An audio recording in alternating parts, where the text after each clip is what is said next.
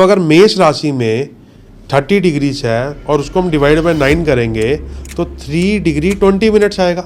Correct. तो 3 degree 20 minutes into 9 is equal to मेष राशि। करेक्ट। अब इसमें 2.25 नक्षत्र आते हैं। 2.25 नक्षत्र, पूरा अश्विनी नक्षत्र आ गया, पूरा भरणी नक्षत्र आ गया और 0.25 कृतिका नक्षत्र आ गया। अर्ली मॉर्निंग हो रही होती है। ऐसे पूरी अर्थ में कोई भी जगह नहीं है जहाँ पे अर्ली मॉर्निंग। जो अर्थ है वो हमारा लगन है, हम खुद हैं, हमारे असेंडेंट की ट्रेड्स वहीं से आएंगे, है ना। और ये किसी को नहीं पता कि अर्थ चार्ट में है कहाँ। करेक्ट, यही मेरा क्वेश्चन था। जैसे एक नदी की जननी ग्लेशियर होता है, जहाँ से जब ग्लेशियर पिघलता है और नदी बनती है, ऐसे ही नवमांश की जननी नक्षत्र है। एक राशि में 9 नवमांश होते हैं। 30 नवमांश मतलब 9वां अंश। राइट। नवमांश मतलब 9वां अंश। जय श्री राम। जय श्री राम। कैसे हो आप? मैं बढ़िया, आप सुनाइए। मैं तो हमेशा से बढ़िया। हमेशा से बढ़िया, ऐसे ही रहना चाहिए। है ना? हाँ जी। तो आप मुझे बताइए कि जैसे नक्षत्र होते हैं जिनको हम कॉन्स्टेलेशन ऑफ स्टार्स कहते हैं इंग्लिश में, तो जिस दिन हम पैदा होते हैं, तो हम जिस दिन पैदा हुए उस दिन एक स्क्रीनशॉट लिया गया अर्थ से, from the location of our bed, जिसमें हमारी मदर थी, वहाँ से स्क्रीनशॉट लिया गया।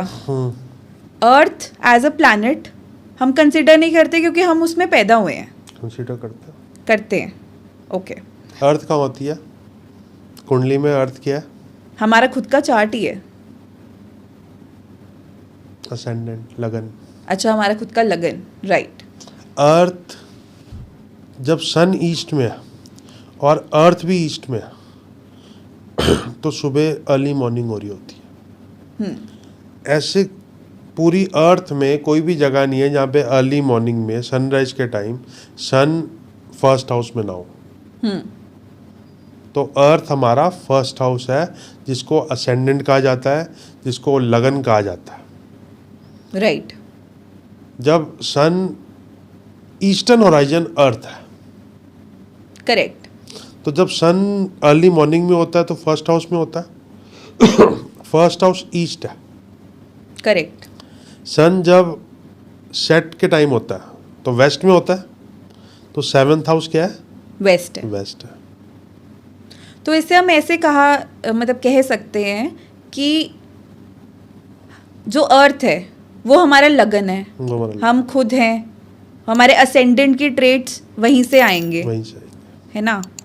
और ये किसी को नहीं पता कि अर्थ चार्ट में है कहाँ।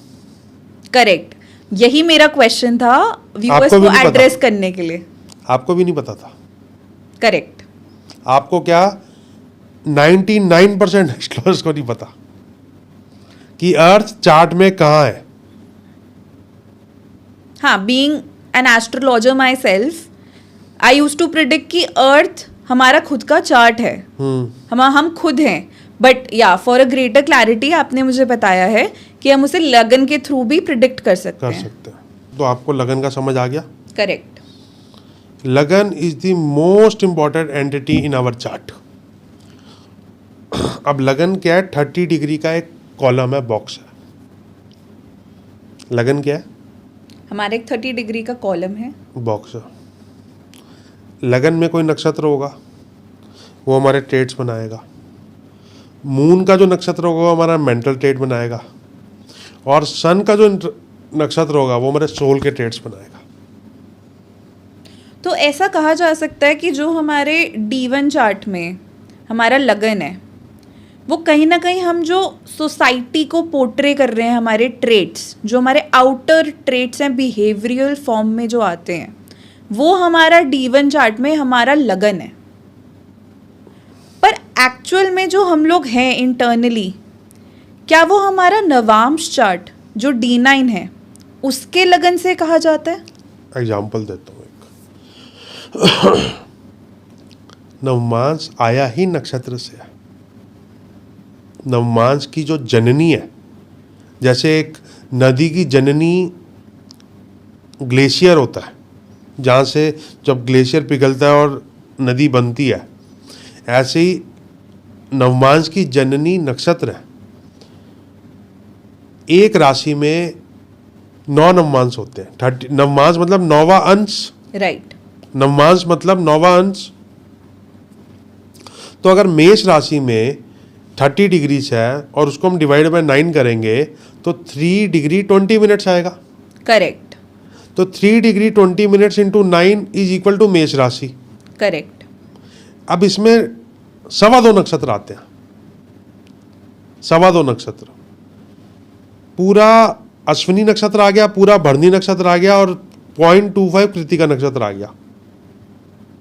तो इसका मतलब ये हुआ कि अश्विनी के सारे तारे, भरणी के सारे तारे और कृतिका के कुछ तारे इसमें आ गए। अब बात समझ आ रही? मेष राशि में। मेष राशि में, तो मेष राशि में अगर 2.25 नक्षत्र हुए तो एक नक्षत्र की 4 पदाएं, तो 2 पूरे नक्षत्रों की कितनी पदा हो गई? 8। राइट। और 0.25 जो नक्षत्र है उसकी कितनी पदा हो गई? 1। राइट। तो 9 पदा। 9 पदा इज इक्वल टू 1 राशि। एक पदा ही एक नवमांश को डिनोट करती है। एक पदा एक नवमांश को डिनोट करती है एक नक्षत्र की। तो इसके कैरेक्टरिस्टिक्स समझना हमारे लिए कितना जरूरी है लाइफ में। सबसे जरूरी है, मतलब हम इससे जरूरी कुछ है ही नहीं। लोगों को, जो पुराने लोग पैदा हुए हैं, जैसे हमारे फादर की हमारे पास कुंडली नहीं थी, लेकिन हमें ये बताया गया था कि वो 5 अगस्त 1963 रात को 3 बजे से लेकर 4 बजे के बीच में पैदा हुए हैं। अब 3 से 4 बजे के बीच में 1 घंटा हो जाता है। 2 घंटे में एक लगन बदलता है। नॉर्मल डेज में अप्रॉक्सीमेटली 2 घंटे में एक लगन बदलता है। तो 2 घंटे इज इक्वल टू 30 डिग्रीज, 1 घंटा is equal to 15 degrees. Simple maths है ना। करेक्ट। 1 घंटा is equal to 15 degrees. 15 degrees में कितने नवमांश आएंगे? 4.5 नवमांश आएंगे।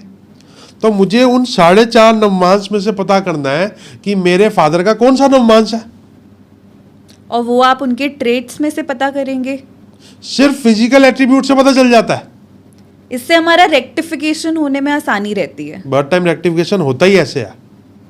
जो लोग पूरा इवेंट्स को जस्टिफाई करते रहते हैं ना, बेवकूफ लोग हैं। इवेंट्स को जस्टिफाई करने की जरूरत ही नहीं है। आप नहीं। अगर फिजिकल एट्रीब्यूट्स को ही मैच कराएं तो नक्षत्रों से ही हमें पता चल सकता है कि किसी का टाइम ऑफ बर्थ क्या है। सारावली में नवमांश अध्याय में 2 चैप्टर्स हैं। एक चैप्टर नंबर 24 है जिसमें चंद्र नवमांश अध्याय है। एक चैप्टर नंबर 51 ऐसा है जो नवमांश अध्याय है। इन दोनों नवमांश को देख के, सिर्फ इन दोनों नवमांश को देख के मैं बर्थ टाइम रेक्टिफिकेशन करता आया हूँ।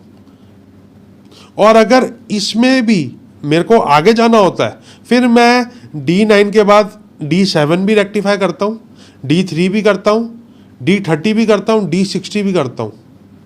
और जब ट्विंस का केस आता है तो मैं D150, जिसको नाड़ियामसा बोलते हैं, वो भी रेक्टिफाई करता हूँ। क्योंकि ट्विंस की कुंडली चाहे सेम हो लेकिन उनके ट्रेट्स तो हमेशा अलग ही रहे हैं। अब उसको डिकोड करने में हमारे D1, D9, D30, D60 और D150 बहुत हेल्प करते हैं। और लगन भी, स्पेशल लगन जिनको इपोच बोला जाता है, इंग्लिश वर्ड है इपोच, वो भी हेल्प करते हैं।